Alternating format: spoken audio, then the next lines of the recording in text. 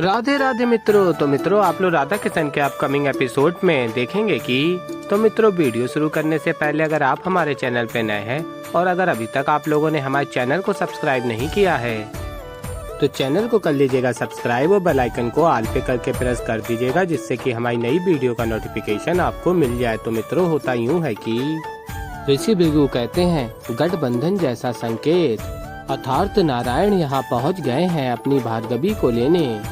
और फिर आगे आप लोग देखेंगे श्रीनिवास कहते हैं अब महर्षि भृगु केवल मुझे ही ढूंढ रहे हैं, उन्हें आभास हो चुका है कि मैं अपनी श्री को लेने आया हूँ। और कहते हैं मुझे कुछ तो ऐसा करना होगा जिससे कि महर्षि भृगु स्वयं भार्गवी का हाथ मेरे हाथ में दे दें और उन्हें पता भी ना चले कि मैं कौन हूँ। और फिर आगे आप लोग देखेंगे महर्षि भृगु कहते हैं अपने ऋषिगण से तुम सबने भी भार्गवी की कुंडली पढ़ी है, मैं ये चाहता हूँ कि तुम लोग भी भार्गवी के विवाह के लिए शुभ मुहूर्त देखने में मेरी सहायता करो। और मैं ये भी चाहता हूँ कि सबसे निकट मुहूर्त में ही ये विवाह संपन्न हो। और तभी दूसरे ऋषि कहते हैं जो आज्ञाचार्य। और फिर मित्रों आप लोग आगे देखेंगे कि महर्षि भृगु कहते हैं आशीर्वाद दीजिए प्रभु कि मेरी ये मनोकामना पूर्ण हो, ताकि नारायण मेरी लक्ष्मी को मुझसे दूर लेकर ना जाएं। और फिर आगे आप लोग देखेंगे कि श्रीनिवास कहते हैं मैं जानता हूँ महादेव इस समय आपका मन अत्यंत ही व्यतीत है, किंतु जो चयन आपने किया है, कर्म आपने किया है, जो संकेत आपने दिया है, उस कारण से मैं आपसे रुष्ट नहीं हूँ। मैं जानता हूँ जो आपने किया वो आपका मात्र कर्म था, आपका कर्तव्य था, किंतु हाँ ये बात है कि मेरा कार्य और भी अधिक कठिन हो गया है। अब जब महर्षि भृगु ये बात जानते हैं कि मैं अपनी लक्ष्मी अपनी श्री को वापस लेने आया हूँ, तो वो शीघ्र अति शीघ्र भार्गवी का विवाह करवाना चाहेंगे। और फिर आगे आप लोग देखेंगे कि महर्षि भृगु कहते हैं मिल गया, मुझे भार्गवी के विवाह के लिए शुभ मुहूर्त मिल गया। और बताते हैं अगले माह की एकादशी का शुभ मुहूर्त राजकुमारी पद्मावती के स्वयंवर के लिए अत्यंत शुभ है, और उसका अगला ही दिवस भार्गवी के विवाह के लिए अत्यंत ही शुभ है। और कहते हैं मैं ये सूचना शीघ्र अति शीघ्र राजा आकाश को देता हूँ। और फिर तभी ऋषि भृगु अपने ऋषिगण से पूछते हैं आप लोग क्या कहते हो इस विषय में। और फिर तभी दूसरे ऋषि कहते हैं आपका निर्णय उचित है आचार्य, भार्गवी की कुंडली और पंचांग देखने के पश्चात हमारा ये मत है कि ये मुहूर्त सर्वश्रेष्ठ है। और फिर ऋषि भृगु कहते हैं मैं प्रसन्न हुए जान के कि आप लोग भी ऐसा ही सोचते हैं। और फिर मित्रों आप लोग आगे देखेंगे कि ऋषि भृगु कहते हैं अब मैं भार्गवी के विवाह को लेके कोई त्रुटि नहीं कर सकता। और तभी दूसरे ऋषि कहते हैं ये आप क्या कह रहे हैं, आप कहना क्या चाहते हैं आचार्य। और फिर तभी ऋषि भृगु कहते हैं कुछ नहीं, मैं तो बस विवाह की तैयारियों के विषय में कह रहा था। और कहते मैं प्रसन्न हूँ, मेरे भार्गवी के विवाह का मुहूर्त निश्चित हो गया। और फिर स्मरण करते हैं महर्षि भृगु नारायण यहाँ आ चुके हैं, लेकिन मैं अपनी भार्गवी को उनसे दूर रखूंगा। और फिर तभी श्रीनिवास स्मरण करते हैं महर्षि भृगु जितने भी प्रयास कर लें भार्गवी को मुझसे दूर रखने के लिए, मैं भी हर संभव प्रयास करूंगा भार्गवी को पाने का। और नटराज मंदिर में महादेव से कहते हैं बस आप साक्षी बने रहें इस प्रेम के, और हाँ सहायक भी। और फिर मित्रों आप लोग आगे देखेंगे कि ऋषि भृगु से दूसरे ऋषि कहते हैं परंतु आचार्य भार्गवी के विवाह के लिए योग्य वर आप इतने शीघ्र कैसे ढूंढ पाएंगे। और फिर ऋषि भृगु कहते हैं क्योंकि मुझे ज्ञात है कौन मेरी पुत्री के लिए सर्वश्रेष्ठ वर होगा, और मैं शीघ्र ही उससे अपनी पुत्री के संबंध में बात करने जा रहा हूँ। और फिर मित्रों आप लोग आगे देखेंगे कि भार्गवी भोजन भी नहीं करती हैं और बैठी होती हैं और सोच रही होती हैं श्रीनिवास के बारे में।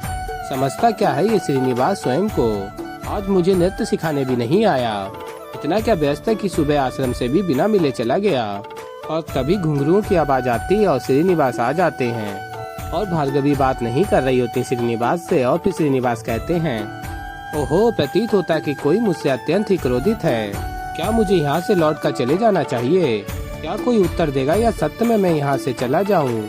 और कहते हैं श्रीनिवास हे महादेव देखिए क्या हो रहा है यहाँ पे, अपने गुरु के साथ कोई भला ऐसा करता है, मैं तो यहाँ नृत्य सिखाने आया था, भार्गवी को सर्वश्रेष्ठ नर्तिका बनाने आया था, किंतु देखिए ये तो आपका भी अनादर हुआ ना महादेव, और गुरु होने के नाते थोड़ा बहुत मेरा भी हुआ। लगता है मुझे यहाँ से सत्य में चले जाना चाहिए, ही उचित होगा। और फिर श्रीनिवास जा रहे होते हैं और तभी भार्गवी कहती हैं, ये तो सत्य में चला गया।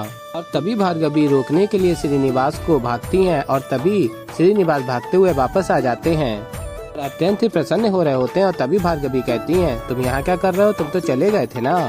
और फिर श्रीनिवास कहते हैं, तुम भी तो मुझसे बात नहीं करने वाली थी, फिर मुझे रोकने के लिए तुम यहाँ पर दौड़ के क्यों चली गयी। और कहते हैं, श्रीनिवास तुमसे पूछ रहा हूँ क्यों ऐसे दौड़े दौड़े चली गई मुझे रोकने के लिए। और फिर भार्गवी कहती है, तुम्हें क्या लग रहा है मैं ऐसे दौड़ी चली आई तुम्हें रोकने के लिए। और कहती है, मैं द्वार बंद करने आ रही थी, कहीं तुम वापस भीतर ना आ जाओ। और कहती हैं, वैसे भी मुझे तुमसे कोई बात नहीं करनी, जाओ यहाँ से। और फिर तभी श्रीनिवास भार्गवी का हाथ पकड़ लेते हैं और फिर भार्गवी से कहते हैं, सत्य में चला जाऊँ। और फिर आगे आप लोग देखेंगे राजकुमार बासु उस उपहार को देख रहे होते हैं जो भार्गवी ने कुमार बासु का उपहार नहीं लिया और वापस कर दिया। और तभी कुमार बासु का मित्र बाला आ जाता और कहता है, किस विचार में खोए हुए हो कुमार। और फिर कुमार बासु कहता है, आज तो केवल भार्गवी ने उपहार लौटाया है बाला, कल ऐसा ना हो कि मेरे विवाह का प्रस्ताव भी ठुकरा दे।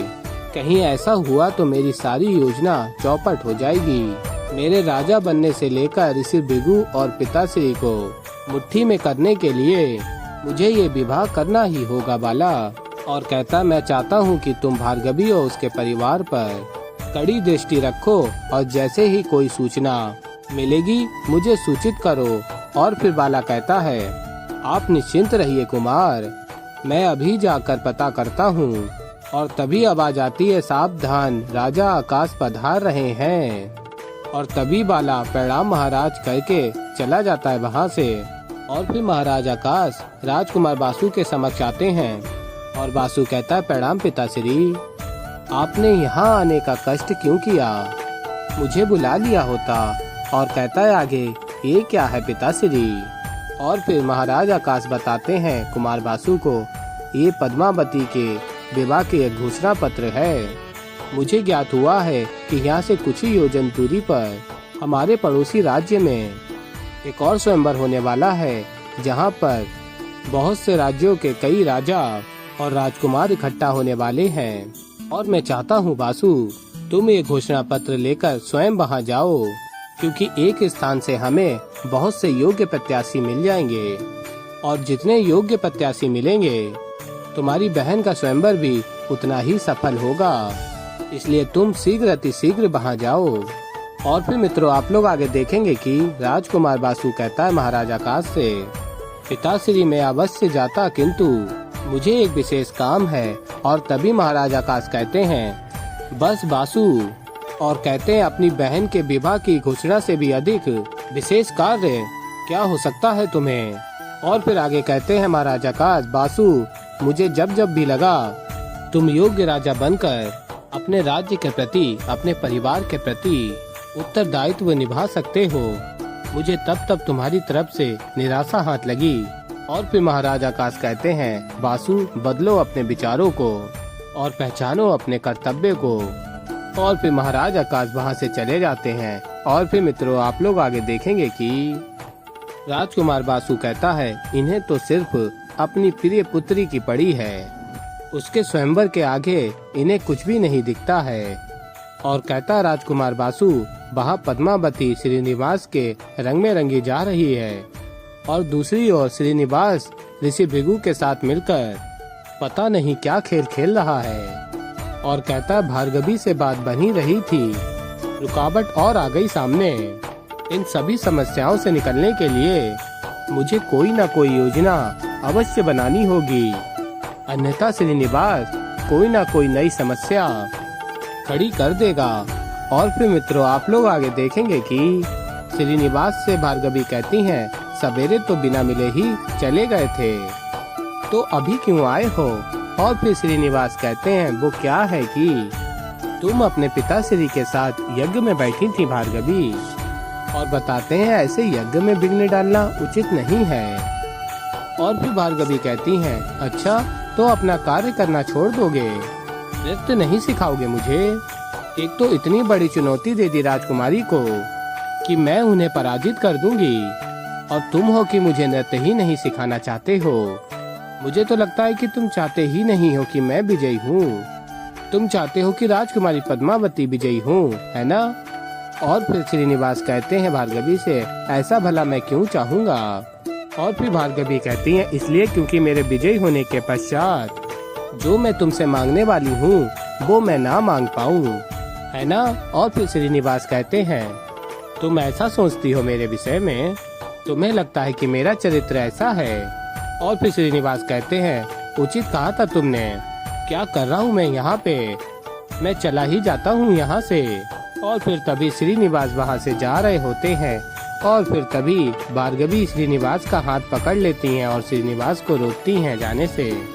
तो ऐसे ही मित्रों आगे और भी बहुत कुछ देखेंगे आप लोग। तो अभी के लिए इस वीडियो में इतना ही।